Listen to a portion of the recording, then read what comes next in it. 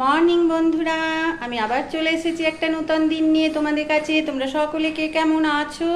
আশা করি সকলেই ভালো আছো। কেমন গরম পড়েছে বলো এবার? সব জায়গাতেই খুবই গরম পড়েছে।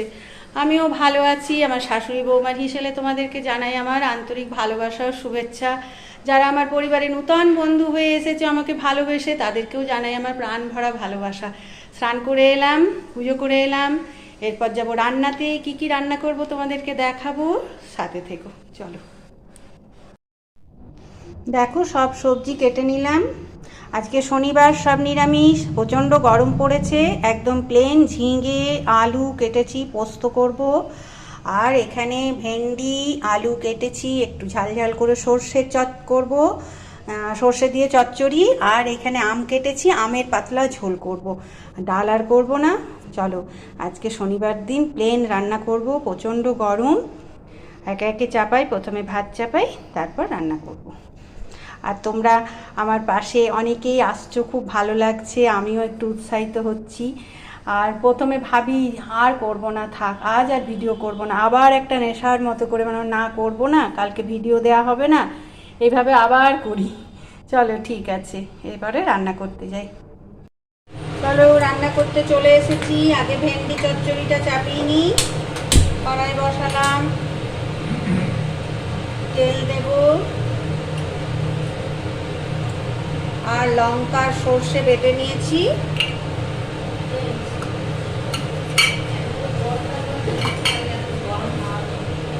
দেব 5 ফোড়ন আর একটা শুকনো লঙ্কা। আগে আলুগুলো ভেজে নেব।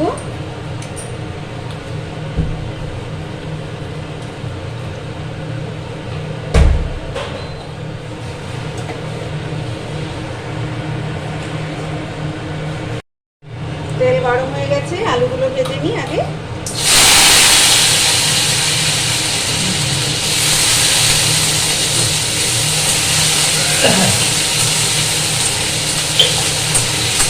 আর ভেন্ডিগুলো ধুয়ে কেটেছি, জানোই তো সবাই ভেন্ডি ধুয়ে কাটতে হয়, নইলে ক্যালকাল করে।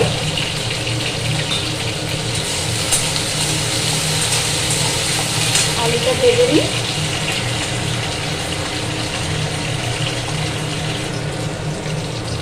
আলুগুলো ভাজা হয়ে গেছে, এরপর দেবো ভেন্ডি, একটু লাল লাল করে ভাজবো।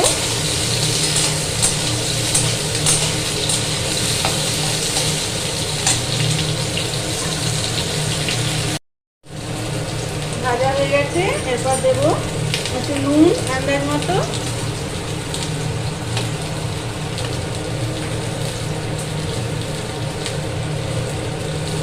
দেবো হলুদ। ব্যাস, আর একটু ভেজে নেব।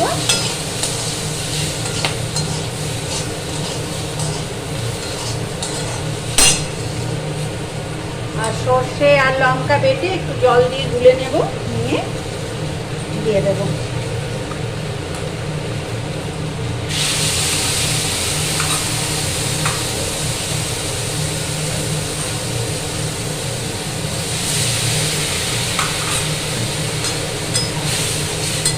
দিয়ে দেবো।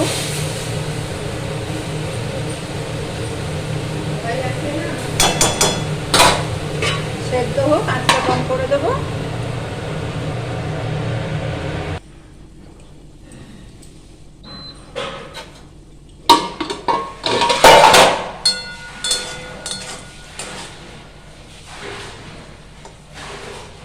সেদ্ধ হয়ে গেছে, আর একটু জলটা শুকিয়ে যায়, কাঁচা তেল দিয়ে দেবো।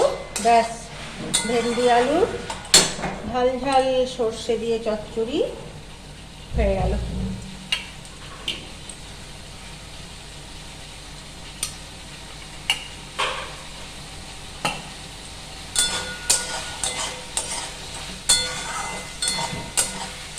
বাটিতে নামিয়ে নিই।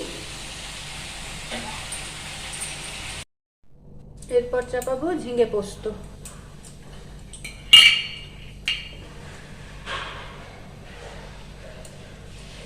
তেল, 5 ফোড়ন,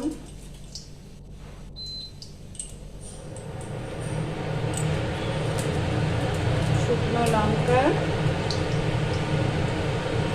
আলুগুলো ভেজে নেব। আলুগুলো ভেজে নিই।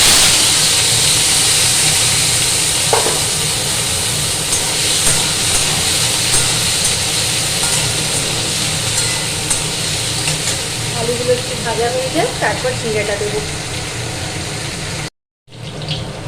আলুগুলো ভাজা হয়ে গেল, দিয়ে দিলাম জিরে। জিরে থেকে জল বেরিয়ে যাবে, নুন আর হলুদ দিয়ে ঢাকা দিয়ে দেবো।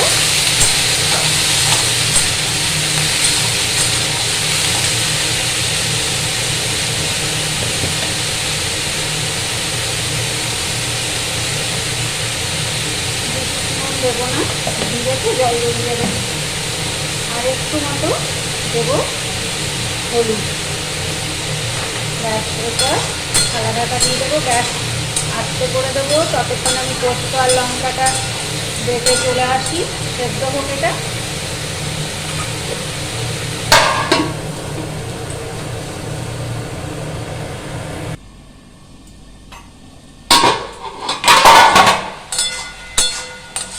সেদ্ধ হয়ে গেছে, জল দিতেই হলো না, ঝিঙের জলেই আলু সেদ্ধ হয়ে গেছে। আর পোস্ত বেটে নিয়ে এলাম শিলনোড়াতে। চলো গ্যাসটা অফ করে দিই, নিয়ে পোস্তটা দিয়ে দিই। ব্যাস, ঝিঙে পোস্ত কমপ্লিট। এরপর আমের ঝোল চাপাবো রান্না, তাহলেই আমার কমপ্লিট। একটু দেবো, একদম শুকনো করলাম না।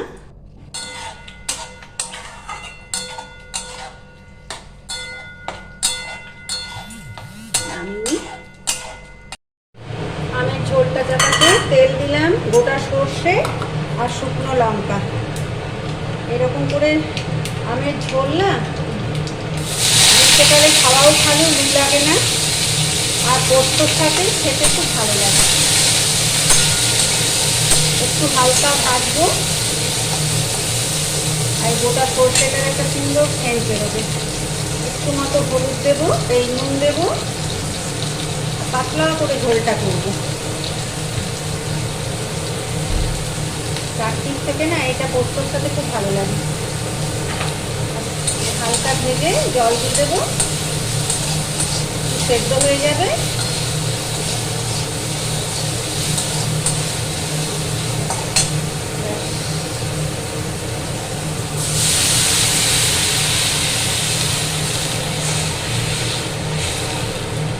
সেদ্ধ হয়ে যায়, নামিয়ে নেব।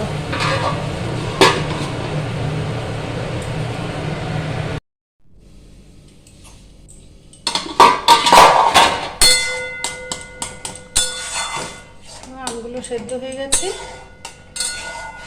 জলটা না শুকিয়ে গেল, একটু জল দিয়ে দিই। এটা যদি চুমকে খায় না বাটিতে করে, এটা তো লু লাগে না। এরপর এই যে এখানে ভাজা গুঁড়ি একটু জলে গুলে রেখেছি,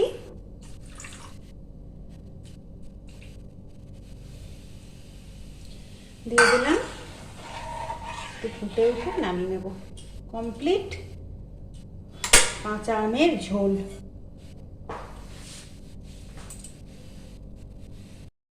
এই দুপুরবেলায় দুটো বেল নিয়ে নিয়েছি, করব বেলের শরবত।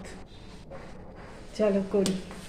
আর কি নিয়েছি দেখো, এখানে একটু গুড় নিয়েছি, আর এখানে মিষ্টি তেঁতুলের আচার। এরপর আর ফ্রিজের 1 বোতল ঠান্ডা জল। চলো আগে বেলগুলো ভেঙে শাঁসটা বার করে নিই।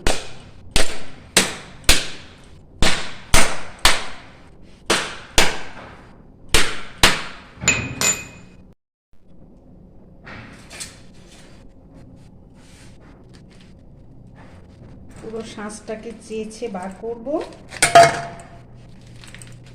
পুরো পেকে গেছে বেলটা, একদম সুন্দরভাবে। দুটোরই বার করে নেব শাঁসগুলোকে ভালো করে। দেখো সব শাঁসগুলো বার করে নিলাম এভাবে একদম। চলো এগুলো ফেলে দিই।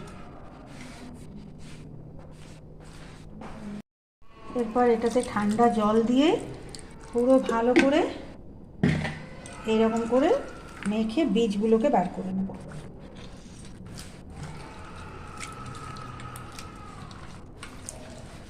এই গরমের দিনে কে কে ভালোবাসো এরকম বেলের শরবত খেতে? খাওয়া তো খুবই উপকারী।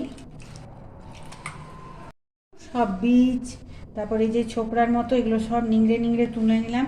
আমি কিন্তু হাতেই সব করলাম, এইসব জিনিস হাতে ছাড়া হবেও না। এই যে সব বীজগুলো, তারপর এই যে সুতোর মতো এগুলো সব বেছে নিয়ে নিলাম। এরপর দেব গুড়,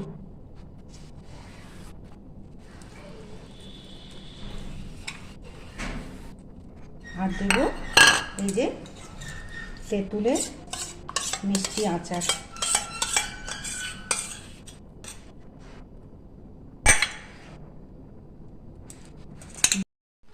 এই যে হয়ে গেল বেলের শরবত।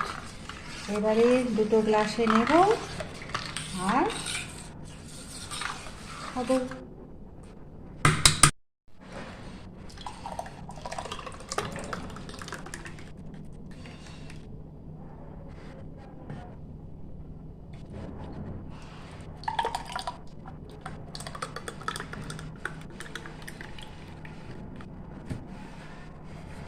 ব্যাস কমপ্লিট বেলের শরবত।